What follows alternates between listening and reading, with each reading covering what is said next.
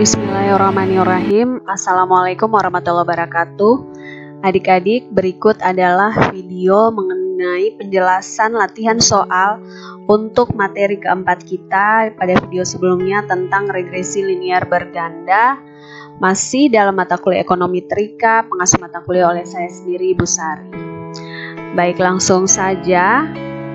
Yang pertama, sebelum untuk menyelesaikan analisis regresi berganda, kita perlu tahu langkah-langkahnya, step-stepnya saja. Step-stepnya seperti apa ya? Jadi di penjelasan sebelumnya, adik-adik sudah mengetahui dia punya rumus analisis regresi sederhana itu apa-apa saja. Kemudian manfaat dari analisis regresi itu bagaimana, tujuannya untuk apa, perbedaannya dengan regresi linear sederhana itu seperti apa, sudah ada di video materi 4 sebelumnya. Nah, sekarang kita akan melakukan latihan soal. Nah, langsung saja langkah-langkah yang akan kita tentukan ada 6 langkah di sini. Nah, yang pertama adalah membuat H1 dan H0 dalam bentuk kalimat. Jadi kita membuat H1 atau H alternatif dan H0 dalam bentuk kalimat. Jadi setelah ada soalnya kalian membuat H1 dan H0. Yang kedua, membuat H1 dan H0 dalam bentuk statistik.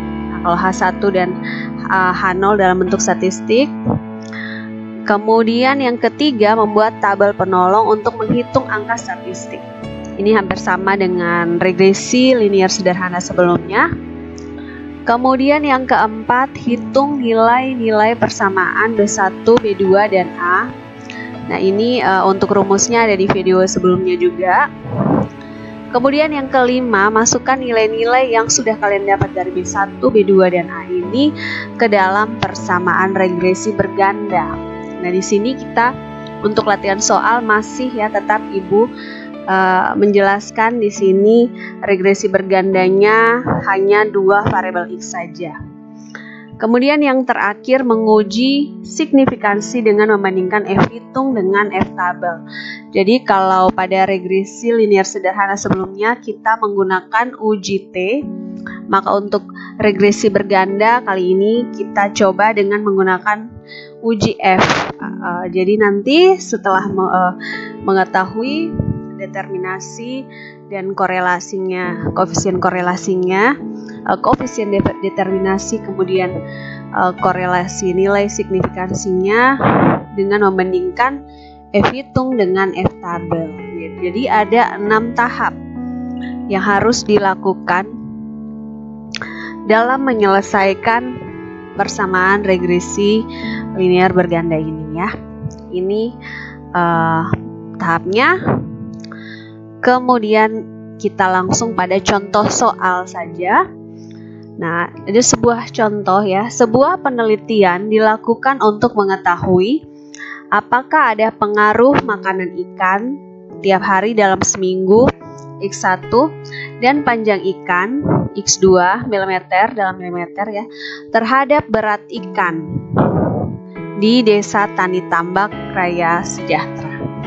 Nah, datanya sebagai berikut. Pada tabel ini ada 12 X1 ada 12 ekor ya. Di sini N-nya ada 12. X1 atau data makanan ikannya. Kemudian X2 adalah panjang ikannya. Dan Y adalah berat ikannya. Nah, yang menjadi pertanyaan di sini ada 2. Tentukan persamaan regresi ganda. Regresi linear bergandanya seperti apa? Kemudian buktikan apakah ada pengaruh yang signifikan antara makanan ikan dan panjang ikan terhadap berat ikan di Desa Tani Tambak Raya Sejahtera. Jadi pertama kita ingat ya tadi langkah-langkah, ada 6 langkah tadi. Baik, kita langsung saja masuk pada penyelesaiannya.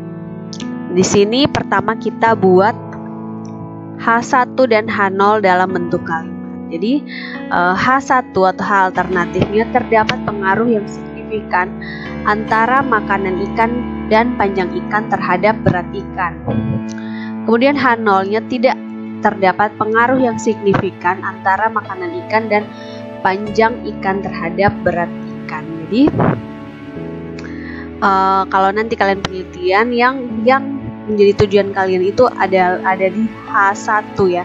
Kita semua pasti inginnya menerima H1, ada pengaruh. Kalau tidak ada pengaruh berarti menerima H0. Seperti itu.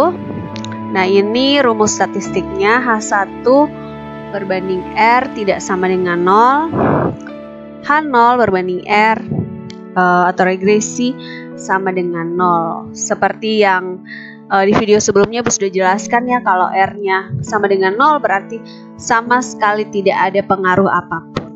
Nah, sekarang yang kita harapkan kalau dalam melakukan suatu penelitian atau apa, kita berharap menerima H1 dan menolak H0. Nah, jadi ini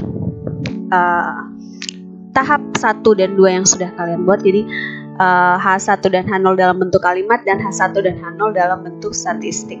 Kemudian next kita harus membuat tabel bantu untuk memudahkan melakukan perhitungan ya. Di sini Ibu sudah buat tabelnya. Tadi ada data X1, X2 dan Y, hampir sama ya caranya seperti minggu lalu di analisis regresi linear sederhana. Kita buat ini. Kalian bisa juga buat dalam bentuk Excel, atau kalau yang masih agak gaptek bisa dihitung menggunakan kalkulator yang ini ya, kalkulator yang untuk perhitungan ya, bukan kalkulator Cina ya, kalkulator penjual kalkulator yang besar itu tidak ya, tapi kalian menggunakan kalkulator yang lengkap yang ada lognya. Jadi di sini Ibu sudah hitung semuanya. Jadi ada X1Y, X1 kali Y hasilnya ini, X2 dikali Y hasilnya ini, X1 kuadrat hasilnya ini, X2 kuadrat, Y2 Y kuadrat, kemudian X1 dikali X2. Nah, ini semuanya kemudian ditotal, sigmanya ada di bawah ini. Sigma dari X1, X2, Y, dan seterusnya, semuanya ditotal ya. Jadi setelah kalian menghitung ini, bisa juga kalian masukkan nanti di Excel, itu lebih mudah. Intinya dimasukkan saja rumusnya, nanti akan keluar. Kemudian dari tabel tersebut kita peroleh data sebagai berikut. Ini Ibu rekap ya. Tadi yang di total sigmanya di bagian bawah itu Ibu rekap seperti ini. Nah, sigma X1, sigma X2, sigma Y, sigma X1Y, sigma X2Y, dan seterusnya ini di total ya, karena di rumus nanti untuk mencari koefisien B1 dan B2 serta A itu konstanta A, itu kita menggunakan ini semua nanti dimasukkan ke dalam rumus. Nah, Ibu punya satu cara, ini cara yang menyederhanakan angka-angka data tersebut, karena kita lihat tadi data-data yang sebelumnya itu besar-besar ya, 162.691, ada 500, banyak ya angkanya, ratusan ribu. Nah, agar tidak terlalu ribet, boleh kalian ikut cara Ibu, tapi boleh juga kalian tidak ikut, tidak masalah ya. Kalau kalian mau tetap menggunakan angka yang besar tadi tidak masalah ya. Ibu menggunakan metode skor deviasi. Jadi data-data yang tadi itu kemudian dihitung dan diperkecil seperti ini. Misalnya sigma X1 kuadrat, sigma X1 kuadrat dikurangi sigma X1 dikuadratkan dibagi N. Jadi 1000 dikurang 108 kuadrat dikuadratkan dibagi 12 sama dengan 28. Terus sigma X2 kuadrat itu sama dengan sigma X2 kuadrat dikurangi sigma X2 dikuadratkan dibagi N dan seterusnya. Kemudian jadi ini hasilnya lebih kecil ya. Angka-angka yang ada ini lebih kecil. Ini Ibu menggunakan metode skor deviasi, tapi Ibu kembalikan lagi kepada adik-adik, kalau belum terlalu paham tentang metode skor deviasi ini, kalian bisa menggunakan data-data sebelumnya tadi yang angkanya kayak 18.320, yang besar-besar tidak masalah juga, tidak apa-apa, intinya punya kalkulator. Jadi sekalipun apa hasilnya juga tetap sama, tidak ada perbedaan. Ini hanya diperkecil saja. Tapi kalau yang belum ini tidak masalah kalau tidak menggunakan ini ya. Ini hanya salah satu cara. Kemudian, nah kita lanjut pada mencari nilai B1 yang pertama. Rumus dari B1 sudah ada di video sebelumnya ya. Sigma X2 kuadrat dikali sigma X1Y dikurangi sigma X2Y dikali sigma X1X2 dibagi sigma X1 kuadrat dikali sigma X2 kuadrat dikurangi sigma X1 kali X2 dikuadratkan. Nah ini nilainya setelah itu dimasukkan semuanya seperti ini, dan hasil dari B1 adalah 0,52. 0,519 dibulatkan jadi dua angka di belakang koma, jadi 0,52. Kemudian untuk B2 rumusnya sigma X1 kuadrat dikali sigma X2 dikali Y dikurangi sigma X1Y dikali sigma X1X2 dibagi sigma X2 kuadrat dikali sigma X2 kuadrat dikurangi sigma X1 dikali X2 dikuadratkan. Hasilnya adalah setelah dimasukkan angka-angka tersebut, hasilnya adalah 0,169 dikecilkan, dibulatkan menjadi dua angka di belakang koma menjadi 0,17. Nah ini nilai dari B2. Kemudian untuk konstanta A, rumusnya adalah sigma Y dikurangi B1 dikali sigma X1, hasilnya dikurangi dengan B2 dikali sigma X2. Kemudian hasil keseluruhannya dibagi dengan N. Nah untuk soal ini setelah kita masukkan angka-angka tadi yang sudah direkap, hasilnya adalah konstanta A 128,18 atau dibulatkan menjadi 128,2. Jadi persamaan regresi bergandanya ialah Y sama dengan 128,2 ditambah 0,52 X1 ditambah 0,17 X2. Jadi setelah kita mendapatkan tadi nilai A, konstanta A kita masukkan, terus nilai koefisien B1 dan koefisien B2, maka terbentuklah persamaan regresi berganda seperti ini. Nah selanjutnya yang kita lakukan adalah sebelum melakukan uji F, untuk membandingkan F hitung dan F tabel, sebelumnya kita akan mencari terlebih dahulu nilai dari korelasi gandanya seperti apa, korelasi bergandanya seperti apa. Nah ini rumusnya R sama dengan akar dari R kuadrat, yaitu akar dari B1 dikali sigma X1Y ditambah B2 dikali sigma X2Y dibagi sigma Y kuadrat. Nah hasilnya adalah setelah kita masukkan angka-angka tersebut, 0,52 dikali 24, hasilnya ditambah dengan 0,17 dikali 218 dibagi 68, akar dari hasilnya adalah akar dari 0,728 yakni 0,85. Ini adalah nilai dari korelasi ganda. Nah kemudian kita lanjut pada F hitungnya. Hitungnya rumusnya adalah R kuadrat dibagi K dibagi hasil dari ini, kemudian dibagi lagi dengan 1 dikurangi R kuadrat dibagi N dikurangi K kurang 1, atau sama dengan R kuadrat dikali N dikurangi K dikurangi 1, K dikali 1 kurang R kuadrat. Ini nilai F hitung. Setelah kita masukkan seluruh angka-angka tersebut, ya, jadi 0,85 kuadrat R kuadrat tadi dikali 12 kurang 2 nilai K-nya. K ini nilai jumlah dari variabel bebas tadi ya, ada 2x, tadi x1 dan x2, 2 dikurangi 1, hasilnya kemudian dibagi dengan 2 dikali 1 kurang 0,85 kuadrat, hasilnya adalah 11,74. Ini nilai F hitungnya 11,74, positif ya.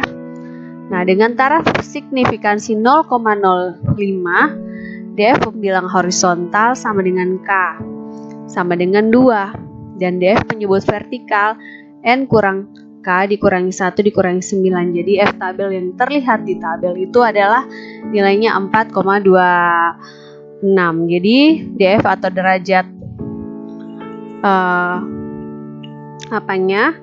itu kita taraf signifikansinya di F tabel 4,26, atau cara lihatnya seperti ini.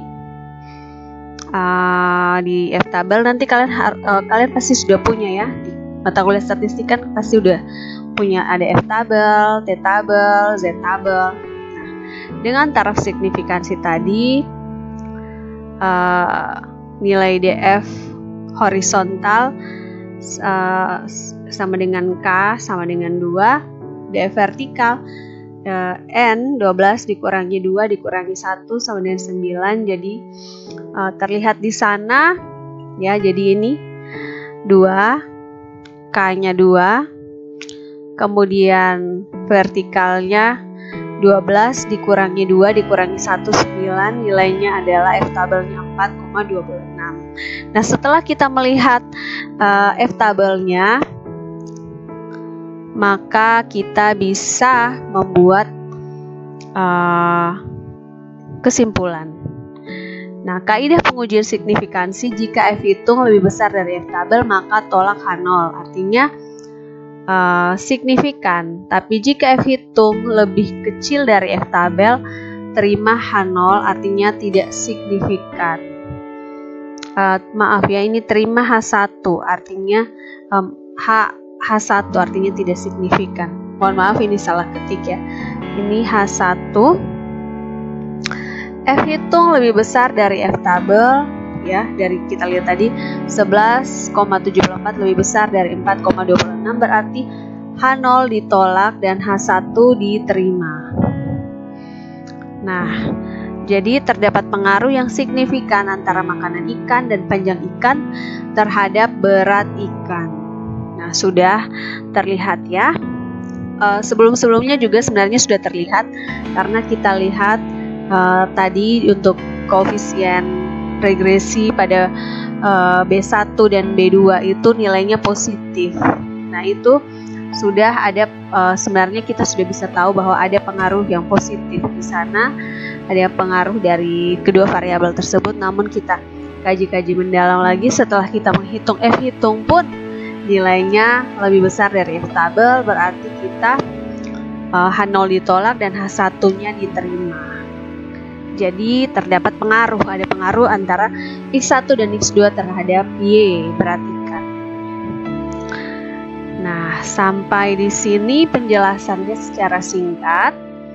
Kemudian adik-adik akan melakukan tugas mandiri ya, latihan memperdalam.